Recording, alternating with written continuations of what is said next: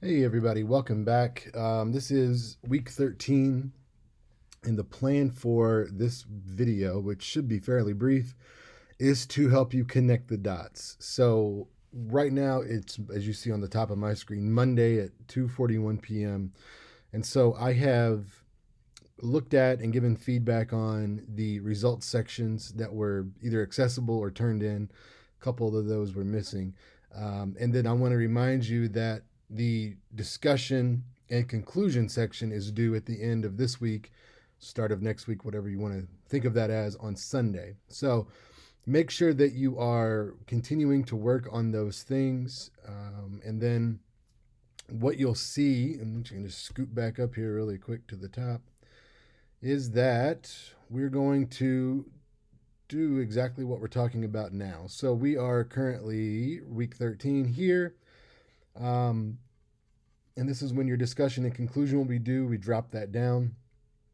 Then you've got a work week to edit and revise next week. So there won't be a new video unless there are, questions about anything specific that I need to address. And then the last week will be exam week, and there is no exam. There is, well, if you want to think of it like that, the exam is your final paper and your presentation. And we're going to talk about the presentation also today. So stay tuned for that. Last thing I'll say before we move into today's stuff is right here. I want to point out that during the exam week, when the final paper and presentation are due, that needs to be done by the 28th, which is a Wednesday at 9 a.m. Okay. So that's when our work is due. It won't be due on Wednesday or Sunday because I need time to read everything before grades are due the following week. And so that's where we're going to be with the due date. Now, going down to week 13 here, let's talk for a moment about connecting the dots. So, as you know, and we've talked about this, repeatedly sort of throughout the semester, the reason that I had you do your papers like this in segments is so that one, you could see the importance of each segment and sort of understand what goes into each segment. But more importantly, for I think all of us, is that you're able to then take these parts and put them together as one larger paper, one full assignment. So everything that you've done so far has been building to the final paper. So when you get ready to sort of put those things together, don't just put, copy paste everything into one document and then turn it in.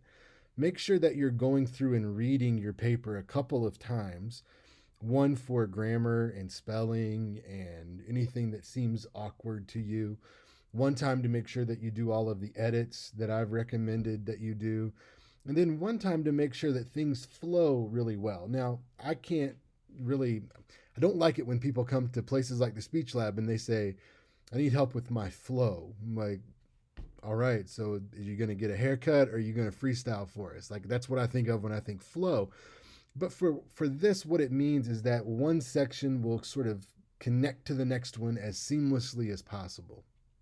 And so there are different ways that you might do this.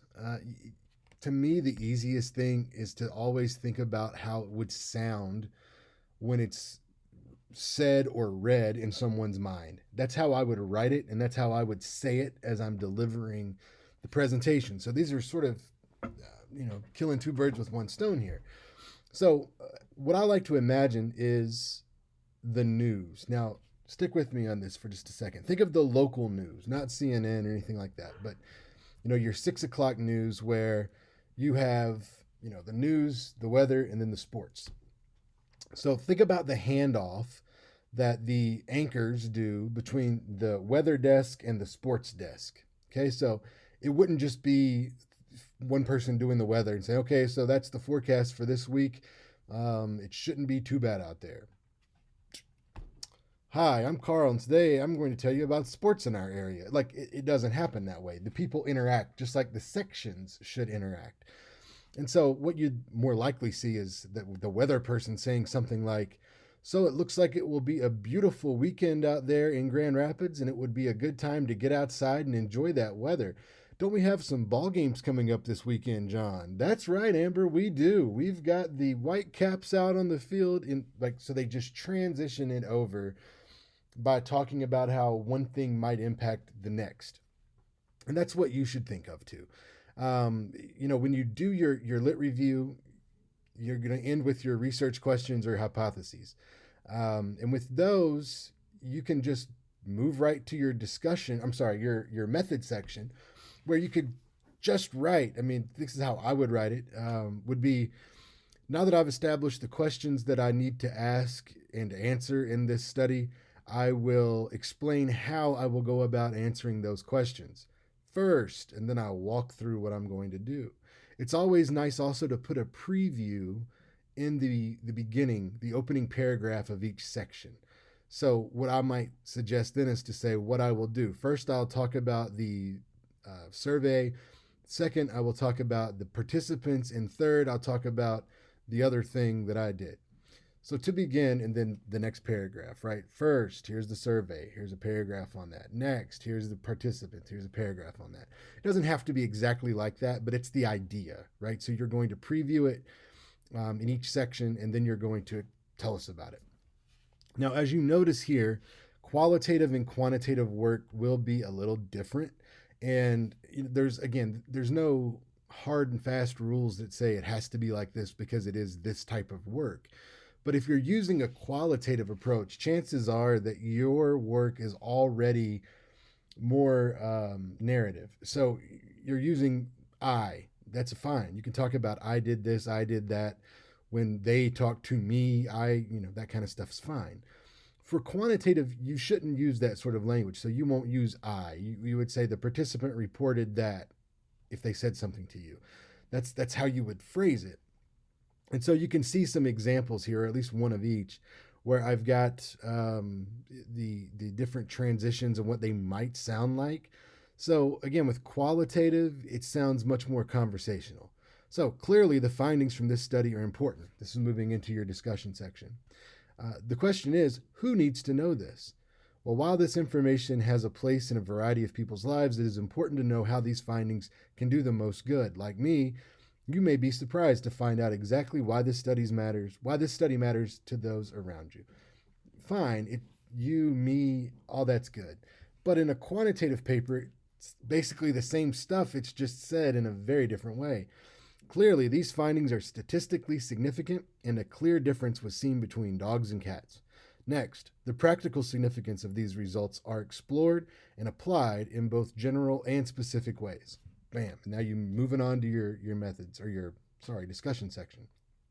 So again, it will matter a little bit if you're doing qualitative or quantitative. It will also matter a little bit what your style is like. So play that one how you will, but have those transitions. This is a great time to remind you that you do need to go to the Writing Center to work on this at some point. Remember, you needed to go to the Research Center, the Writing Center, and the Speech Lab at some point during this semester for grade. The Writing Center would be perfect right now as you go and put these parts together. They can be helpful with other things as well, but having that second set of eyes just on those transition areas, if that's what you need to do, is very helpful. But again, think about how it will sound when it's said out loud, read out loud, or in someone's mind. Let that be your basic guide. But if it's qualitative, it can be a little more loose and free. If it's quantitative, it needs to be scientific and clear. So work on that. Let me know what questions you have. Now, the next thing is to tell you about the conference style presentations. So for your assignment here, you are going to give us a presentation that basically presents your paper to us. However, there are some things to keep in mind about how that might look. I'm going to zip back to the top for just a second. I want to go to the assignment details here. They're on up. Should be here. 5 points. So prepare an 8 to 10 minute presentation. There's your time, right? So it's not it needs to be 8 minutes, 8 to 10. That's what we're looking for. It explains your work effectively and efficiently. Do not read your paper. So please don't read your paper. You can use it as a notes. If some of you I know did interviews, and if you want to read to us at some point, like an excerpt from someone's answer, feel free to read that. If it's a statistic that you found that you want to make sure you get right, feel free to read that. But don't just read the paper. You're face down in this thing, and you want to talk to us and with us. Don't just sort of talk at us. But you'll be evaluated on your overall presentation, both content and delivery. And so for that one, think about how you're going to move from a paper to a presentation, and some things that might help you make that transition, which we're going to talk about here in just a second. And the idea here is to simulate taking your work to an actual conference and delivering it to peers or experts. I get into that a little bit more down here when I tell you that, at this point, you all have used peer-reviewed journal articles a lot. I know we had to use them for this course, but this is sort of where they start. So, a researcher will have an idea. Okay, I should do this study. Here's why I should do it.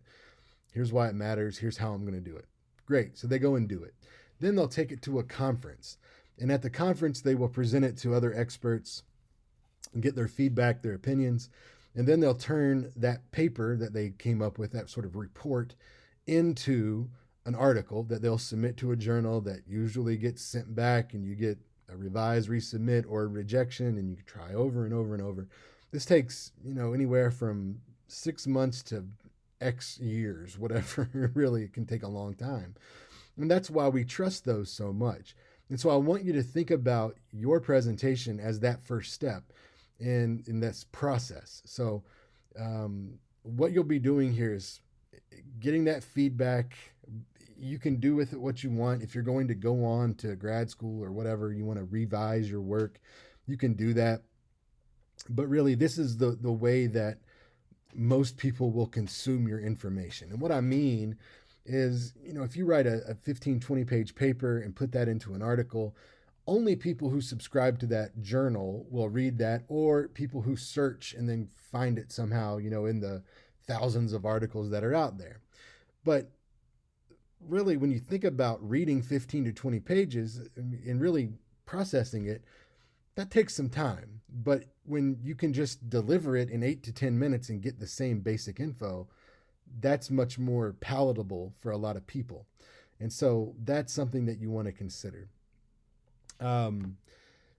Let's go ahead and look now at some information on this presentation and how you might move from the paper that you have written and put together to the presentation. Let me just a second here. So I know this is McNair, and that's what you see here. But I give this same talk to the McNair scholars, and so I wanted to use their PowerPoint in part. I'm going to do it just like this so we can all see everything. But when you think about papers to presentations, remember that it's not that different. There are more things that are similar between papers and presentations than there are things that are different or unique between the two. So, as you already know, your paper is made up of parts, which you've already done, and you see those listed out there just for clarity.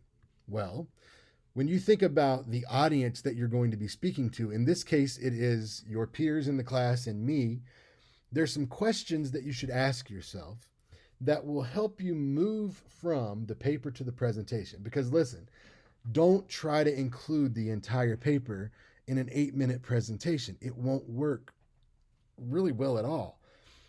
So ask these questions. Why are you speaking? And the answer, by the way, is not because it's required. The answer is to share my findings with the class. Who is your audience? It's the class. Why does that matter? Well, as you can tell from looking at the different topics that people are researching, we have some similar ideas. I mean, we've got a lot of stuff dealing with social media, but there's a variety of topics, a variety of takes on similar topics. And so what that tells you is that no one in the audience is a full-on expert at your particular topic or related to your particular topic, probably. So with that, talk to them not as though they're dumb, because obviously they're not, but talk to them as non-experts, meaning explain some things that might be a little more technical, or use language that's more understandable than jargon. When you go to try to, put all of the academic sort of bells and whistles on there, focus on clarity. Ask yourself, what does that audience already know? Because if they already know certain things, you don't need to tell them again. Then ask, what do they want to know? This is the big one, because this will sort of determine the majority of your content. Because you want to tell them what they really want to know, not what they want to hear, but what they need to know. And then tell them, or think about what they do not want to know. Here's how I sort of think about it. And so we're going to take that paper and we're going to put it over in the same kind of situation, but now we're going to have a speaker. And so here we go. When you think about presentations, you have the same parts, but here's how I think of it in terms of paper moving to presentation. First of all, the introduction just needs the rationale. You need to let people know what you studied and why you studied it in that presentation. This should take 30 seconds. The lit review, notice that shrunk, because you don't need to talk much about your lit review. Now, if there's some really important work out there, or a seminal piece, meaning sort of the foundation of an area of study, sure, you'll want to give us a little more info on that, but we don't need to know all of what you covered and every detail and every article, and we don't need a review of your annotated bibliography. It's not what we're looking for. So keep that nice and brief. Then get to the point between your introduction and your research questions or hypotheses. And so basically what you're going to do there is tell us what you're studying and why, and then exactly what you were trying to find out. So you'll go ahead and get to that point. When it comes to the method, just give us enough to understand you so that we can see that A, you had some level of rigor, so this wasn't just thrown together, and B, that you knew what you were doing, right? So you had a process in place. And that's what people want to know. They don't need to know that you used, a factorial 4x4 MANOVA with, a Tukey post hoc test of we don't know. People don't care. They just need to know that you were competent when you were doing this.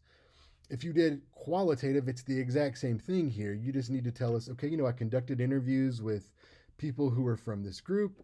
I did this many interviews. It's just talking to them. Imagine somebody just asked you, well, how'd you do this study? Give them the answer that you would give sort of maybe your parents, because I don't know about you, maybe your parents are geniuses. Mine are great people and smart people, but if I started coming in giving them all the detailed language that's just jargon, they're going to look at me like, why the hell are you doing this? Don't stop. Go ahead and stop. All right, so just give us enough so we can understand you. Results and discussion, though, should be the focus of your presentation. This should be the majority of the time, telling people what you found, what it means, how it relates to theory, how they can use it, how it can be applied, whatever is out there. Sorry, I'm trying not to sneeze. But focus on the results in the discussion sections. Those will be almost fully included from the paper to the presentation. And then, of course, at the end, the conclusion, wrap that thing back around to your introduction. So in other words, if you started out with a story or a statistic or something along those lines, finish it at the same place. It's called ring structure. It works beautifully. People will start telling a story, especially if you're qualitative. Tell a story and then stop at a cliffhanging moment, deliver the information, and then go back at the end of the speech and say, you're probably wondering how my story ended. Well, here it is. And then you tell them. Right, so there's lots of options for that. Look back on your Com 201 experience. I know all of you, I'm pretty sure all of you took it, public speaking. So what did you learn there about effective, introductions and conclusions, attention getters, that sort of thing? And don't treat this any differently. I mean, this is what you were prepared for even back then. We were sort of trying to get you ready for something like this. Once you do that, practice, simulate reality, use your notes, record yourself. Obviously, that's how you'll submit this, but don't feel like you can only do it once. I know it sucks to record something that's of any length and then try to go back and, oh, I got to start over. This one didn't work right. I've done it many times. But for an 8 to 10 minute presentation, if you don't like your first one, or if it's under or over the time limit, you forgot something, re-record it. Just redo it. No one will know, and it's fine. One thing that you cannot do, hear me, cannot do, is edit a single video. So let's say you did this 3 times and you want to sort of do the best hits compilation, right? So you've got your introduction from speech 1, the lit review from speech 2, another part from speech 3, and then back to speech 1, and you just slice it up. Don't do that. Don't do that. But be ready for, just doing your best with this. Practice doesn't make perfect. It just makes better. Delivery, again, go back and look at all of those notes from your COM 201 class. I'm not going to spend a lot of time on it here, but what I will tell you is to be clear. Make sure that we can understand you. Your volume is high enough for us to get everything that you're saying. You're enunciating enough so that we can follow you. You're not going too fast and speeding through this thing. Eye contact is what it is here. I mean, eye contact is camera contact for us. That's why I moved myself to the middle of the screen, make that a little easier on me. But you probably also want to think about gestures, movement, posture. Don't worry about it, but gesture. Make sure we can see it and that it's not sort of, down here and we just see your hand flip by every now and again. That doesn't count. With the verbal elements, again, be audience centered, pronounce things correctly, use word choices based on the level of complexity you think you need to show, and look for social cues in a real setting, in a live setting, which we don't have. That just means if the audience looks confused, they probably are, but you don't have that sort of input here. Also, with this stuff, careful with the ums, uhs, likes, and you knows. Those are called utterances. But know that it's not a problem to say like, People do it all the time. I do it all the time. The problem is when you do it so frequently in one presentation that it becomes distracting, that people are having a hard time following you because all they're hearing is you start every sentence with, and then we did the thing, and we found that this, and you want to get out of that. So the only way to really deal with this is first to know you do it. Most people who overuse verbal pauses or utterances, they don't know that they're doing it to the degree that they actually are. So go back, watch yourself after you practice, and then if you have this issue, being aware of it is the best way to fix it. There's no magic cure here, but being aware and trying to avoid it will help you do just that. We're not really worried about this one for now, so we'll skip through that and we'll move on to our PowerPoint. Now, I understand that all of you, have been alive. You've never been alive when PowerPoint wasn't a thing, right? So when you were born, PowerPoint was already out there and it was popular. So with that said, you probably know quite a bit about PowerPoint. However, there is a difference between knowing a lot about something and doing it consistently wrong and doing it consistently right. I mean, I know a lot about golf. I've played since I was 8, but I'm not all that wonderful just because I didn't have a coach. So I got really good at a bad swing. That still doesn't really do what we need it to. So for this one, let me just walk you through some of this stuff here. But first of all, you will want a title slide. Now, you do not have to start with the title slide, okay? I actually recommend starting with a black slide or blank slide. And you can see up here, that's exactly what I did. I wanted to start blank, and then I wanted to state an excerpt from the I Have a Dream speech. And then I put up the picture of Dr. King giving that speech. And I talk about the content being most important. But if this speech was delivered by this young man, a young person who is just beginning to speak, they've got their whole notebook up there, they could be a great speaker, but they're not going to be Dr. King, and it's not going to feel the same. Hi, my name is. And so now I'm getting into the title slide. Have a preview slide, a review slide. We'll get to that in just a minute. The big thing though, you don't have to have this first, but you need to have it. Then remember not to overload your slides. I know that many of your professors, especially in the hard sciences, they will overload slides and they'll tell you that's the way to do it. Okay, maybe in their class that's the way to do it, but generally speaking and research based, research will tell you this is not the best way to use PowerPoint. It's not what people like, it's not what they connect with. So this slide is overloaded. There's just too much text.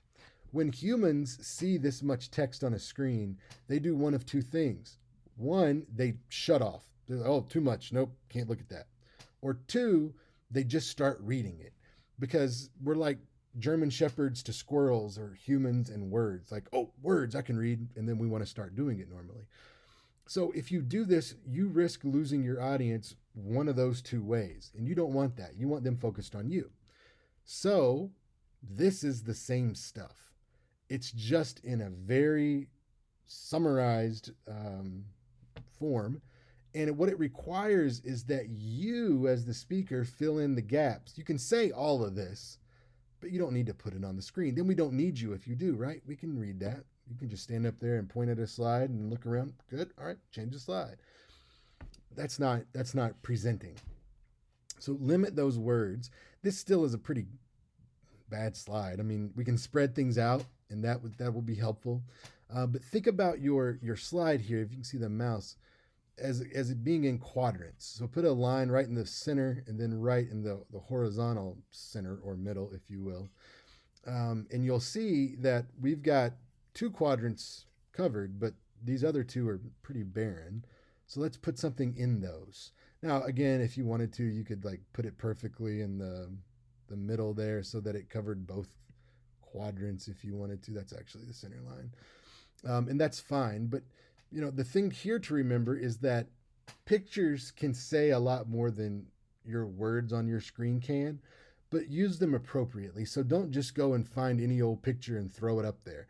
I mean, this picture, if you look, is a picture of an overloaded slide while I'm telling you about overloaded slides. That's the idea, that you want to sort of make it purposeful. Next, let's say you want to use charts and graphs. Great, beautiful, do it. But you run into the same problem here because this is busy. This is a lot of text that people will probably want to read. Now, maybe this trend line really does matter and you can't, even recreate it in a better way. By the way, sometimes recreating stats into a table or a chart is the way to go. It's easy in Excel. You should probably know how to do that anyway. Why not? But if you wanted to use this but didn't want all that extra text, just put a box over it and then put a title on there. And it's the same thing, right? But now you can explain it to the audience so that you can highlight exactly what you want to highlight. It doesn't matter, even if you want to take this stuff, this text, and print it out and then present it to the audience. Great, just cite the source. You've got it right down here. Bill Marsh, the New York Times. No problem. 2006. So, I'm sorry, I guess the source is actually here where it says source, Carl. That would be the way to go. Now, let's say that you need to use an illustration. You need to talk about a T-Rex for whatever reason. This is okay. I mean, it looks great for a 1987 third grade textbook, but that's not where we are or what we're doing. So be a little more creative. Find an actual picture of something like this. Then walk us through the parts. Right now, what I'm going to tell you here is that I don't want you to use animations. And I'm telling you to really try to not ever use those, not just this class, but anywhere. The problem with animations is that a couple problems. Some people overdo them and they're just distracting instead of, adding anything to the presentation. They're great for little kids because they keep them entertained. But also the problem is it can really make your processor work harder than it wants to fly stuff in and spin it around. And so as well as I do, if the processor's taxed and you push the button, nothing happens, what do? You push it again. Nothing happens. Push it a couple times. Suddenly you're 8 slides ahead and you've got to do the whole, oh, I'm so sorry, let me go back, let me find where I was. Your credibility is just shot, right? Because you didn't know how to use your PowerPoint is what people will think. So what's easier, but to still give you that look, is to do this. I made this slide first. I found the skeleton and I inserted all the labels. And then I went backwards and took one thing out at a time. And you see that I moved the title. So you can see that's bouncing there, right? So it's the same thing. I just moved the title on one so that you can see it grow. And these are called building slides, and they are much, in my opinion, more preferred than animations, though they accomplish the same stuff. Charts and graphs, what about this? Well, this is nice and clean, but let's say that you only want to use part of this. No problem. Highlight it. Show us which one you want our attention on. And don't be afraid of doing both of these. So now you might start it out here and say something about this whole chart, and then really say, but the important part is that we look at management in general, whatever that means. And so that's the idea with highlighting something so that it's in focus for your audience. What I'll also say, last thing about PowerPoint, don't let the number of slides be equated somehow in your mind with time. That doesn't really work that way. As you see here, I mean, I got 4 slides just of the T-Rex, 5 if you count that one, and it takes 20 seconds to walk through all those. So yeah, you might get finished and say, oh my God, 51 slides. Yeah, but you're going to use them in a way that's not sort of equitable in a good way, right? It's not going to be able to be equated out to minutes or length of presentation. All right, last thing I want to talk to you about briefly, very briefly, is virtual presentation. So as you are recording this presentation, keep these things in mind. First of all, look out behind you. Think about what's in the background of your shot. I've got my virtual background up. It's because I really only use Zoom for the Harvard class, so that's where it always stays. But you can use a virtual, you can use a real one. Clean, plain is what you're looking for. If you look behind this guy, and by the way, you see it there. This is a BBC World News interview that this guy's doing. He's suited up for it. His hair is decent, but really, it looks like he was just robbed. I mean, you've got the curtains or the blinds that are sort of off kilter and a quarter of the way up, pillows in the floor. You've got this table with the doors open like somebody went through it. The bed's made, but it's messy over here. This looks like a broken rolling chair. I don't know what that is supposed to be. Are these tape rolls up here on this, plus this drawer sticking out? You don't have to make it pristine behind you, but don't have something like this where everybody's not listening and they're just like, wow, what is all that shit in the background? That's not what you want your audience to be thinking about.